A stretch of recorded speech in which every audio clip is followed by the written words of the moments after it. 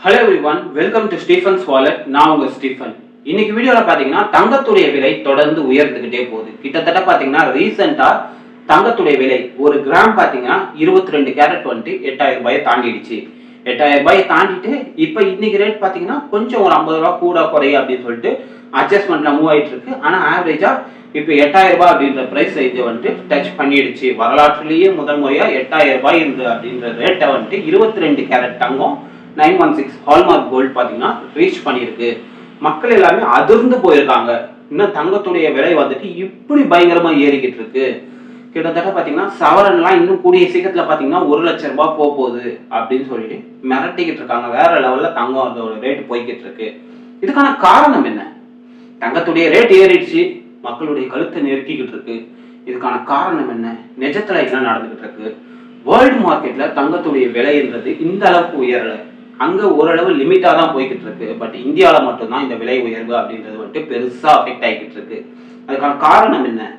தங்கத்துடைய விலை உயருது அப்படின்றத காட்டிலுமே ரூபாயுடைய மதிப்பு சரிஞ்சுக்கிட்டு இருக்கு. டாலருக்கு நிகரான இந்திய ரூபாயுடைய மதிப்பு வந்துட்டு கிட்டத்தட்ட சரிஞ்சு 88 ரூபாய் வரைக்கும் வந்திருக்கு. அப்ப இது ரொம்பவே மோசமான ஒரு நிலைமை. கிட்டத்தட்ட இந்த பைசாக்கள் ஒரு 5 பைசா 10 பைசா முன்ன பின்னா இருக்குமே தவிர்த்து கிட்டத்தட்ட ஒரு 88 ரூபாய் வந்துருச்சு. ஸோ இந்திய ரூபாயுடைய மதிப்பு டாலருக்கு நிகரானது வந்துட்டு சரியுது அப்படின்றதுனால ஏன் தங்க ரேட் ஏறுது?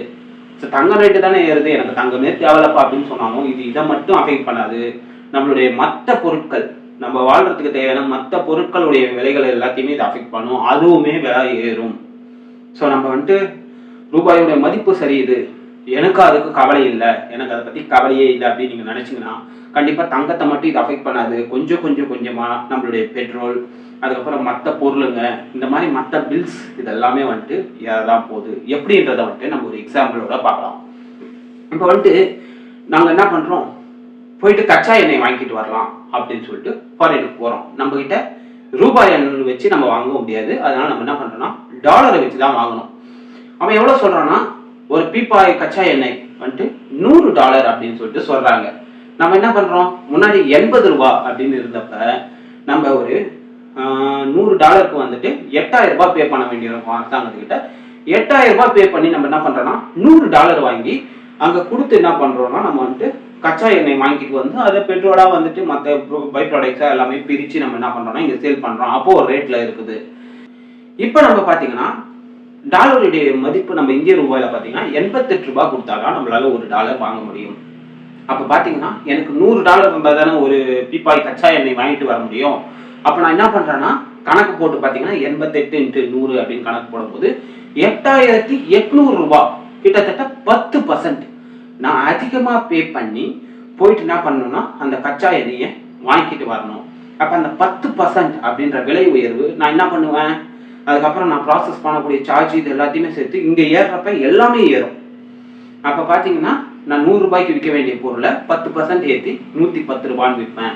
அப்ப எல்லா பொருள்லையுமே அந்த 10% அப்படின்றது வந்துட்டு டைரக்டா வந்துட்டு ரிஃப்ளெக்ட் ஆகும் இன்னும் கொஞ்ச நாள்ல. அப்ப பாத்துக்கோங்க, டாலருக்கு நிகரான நம்ம இந்திய ரூபாயுடைய மதிப்பு சரியுது அப்படின்ற பட்சத்துல நம்ம அதை வச்சுதான் வெளிநாட்டுல இருந்து ப்ராடக்ட்ஸ் எல்லாத்தையுமே வந்துட்டு டாலர்ஸை வச்சுதான் நம்ம வந்துட்டு இம்போர்ட் பண்ணிக்கிட்டு இருக்கோம். அப்ப நம்ம வந்துட்டு இம்போர்ட் பண்றோம், பொருட்களை வந்துட்டு வாங்கிக்கிட்டு இருக்கோம் வெளிநாடுகள்ல இருந்து அப்படின்ற பட்சத்துல இது நம்மளுடைய விலைவாசியை வந்துட்டு பயங்கரமா உயர்த்திடும் அப்படின்றத வந்துட்டு எக்காரணத்தை கொண்டு மறந்துடாதீங்க. ஸோ தங்கம் வாங்குறவனை தான் பாதிக்க போகுது, பெட்ரோல் போடுறவனை தான் பாதிக்க போகுது அப்படின்னு நினைக்காதீங்க. இது எல்லா விதத்திலையும் டைரக்டாவும் இன்டைரக்டாவும் நிறைய பொருட்களோட விலையை உயர்த்தி விட்டுற சூழ்நிலைய இதை வந்துட்டு அரசாங்கம் கருத்தில் கொண்டு என்ன பண்ணணும்னா இதை வந்துட்டு எப்படி கண்ட்ரோல் பண்றது, இந்த 88ல இருந்து குறைஞ்சது ஒரு 82 ரூபாய் 80 ரூபாய்க்காவது கொண்டு வந்து நிறுத்தணும். முன்னாடி எல்லாம் பாத்தீங்கன்னா ஒரு 69 ரூபாய் 70 ரூபாய் அப்படின்ற பிரைஸ் ரேஞ்சில் இருந்துச்சு. அங்க வந்து உயர்த்தி உயர்த்தி உயர்த்தி இப்ப பாத்தீங்கன்னா ரொம்ப மோசமான சூழ்நிலையில இந்தியாவோட ரூபாய் இருக்கு. ஸோ இதை கண்டிப்பா கன்சிடர் பண்ணி ஆகணும். ஆனா அரசாங்கத்தோட பதில் அப்படின்றது எப்படி இருக்குன்னா, மீடியா பர்சன்ஸ் எல்லாம் வந்துட்டு அரசாங்கத்துல இருக்கக்கூடிய ஆட்களை வந்துட்டு ஆட்சியில இருக்கிறவங்களை கேட்கறப்ப இல்ல இந்தியாவில ரூபாய் வந்துட்டு ரொம்பவே ஸ்ட்ராங்கா இருக்கு, ஸ்டேபிளா இருக்கு அப்படின்னு சொல்லிட்டு சொல்றாங்க. அதுக்கப்புறம் இந்தியாவில வேலை வாய்ப்பின்மையை பத்தி கேட்கறப்ப இல்லைங்க நல்ல வேலை வாய்ப்பெல்லாம் இந்தியாவில சூப்பரா இருக்கு அப்படின்னு சொல்லிட்டு சொல்றாங்க. இந்த மாதிரி எந்த விஷயத்த பத்தி கேட்டாலுமே எல்லாமே நல்லா தான் இருக்கு, எல்லாமே ஸ்டேபிளா தான் இருக்குன்னு சொல்றாங்க. ஆனா நம்ம கண்ணெதுக்குவே ரூபாய் சரிஞ்சுக்கிட்டு இருக்கு. அப்படின்றது வந்துட்டு எல்லாருக்குமே தெரியுது. எனக்கு கண்ணு தெரிஞ்சும் என் கண் எதிர்க்கவே ஒருத்தன் கீழே விழறான், ஆனா அவன் கீழே விழவே இல்லைங்க, அவன் நல்லா தாங்க நிக்கிறான் அப்படின்னு சொல்லிட்டு சொன்னா என்ன நீங்க என்னன்னு சொல்லுவீங்க? இப்ப என் முன்னாடி ஒருத்தர் வந்துட்டு கீழே தடுக்கி விழறாரு, அங்க ஒருத்தர் விழுந்துகிட்டு இருக்காருங்க அப்படின்னு சொன்னா, இல்லப்பா அவர் விழலைங்க, அவர் நல்லா தாங்க இருக்காரு அப்படின்னு சொன்னா எப்படி இருக்கும்? அந்த மாதிரி தாங்க இன்னைக்கு இந்திய ரூபாய் எல்லாருடைய பார்வையிலையும் கண்ணு முன்னாடி இந்திய ரூபாய் வந்துட்டு விழுந்துகிட்டு இருக்கு, மதிப்பு சரிஞ்சுக்கிட்டு இருக்கு, தங்கத்துடைய விலை தாறுமாறா உயருது. எதுக்கு? அதுக்கான மூல காரணம் பாத்தீங்கன்னா ரூபாய் சரியறது தான். அது அரசாங்கம் ஸ்டேபிள் பண்ணிச்சுன்னா கண்டிப்பா வந்துட்டு இந்த இடத்துல வந்துட்டு தங்கத்துடைய விலை திருப்பி குறையும். எப்ப இந்திய ரூபாய் ஸ்டேபிள் ஆகுதோ அப்ப இந்த தங்கத்துடைய விலை கொஞ்சம் கொஞ்சமா குறையும், கொஞ்சம் வந்துட்டு மக்களால வாங்கக்கூடிய விலைக்கு வரும். ஸோ இது தங்கத்துக்கு மட்டும் இல்லை, இதுக்கப்புறம் வந்துட்டு நீங்க போயிட்டு ஒரு பால் பாக்கெட் வாங்க போறீங்கன்னா பால் பாக்கெட்டோட விலை உயரும், நீங்க வந்துட்டு ஏதாவது ஒரு பிஸ்கெட் வாங்குறீங்கன்னா அதோட ரேட் உயரும், காய்கறி வாங்க போறீங்கன்னா அதோடைய விலை உயர போகுது.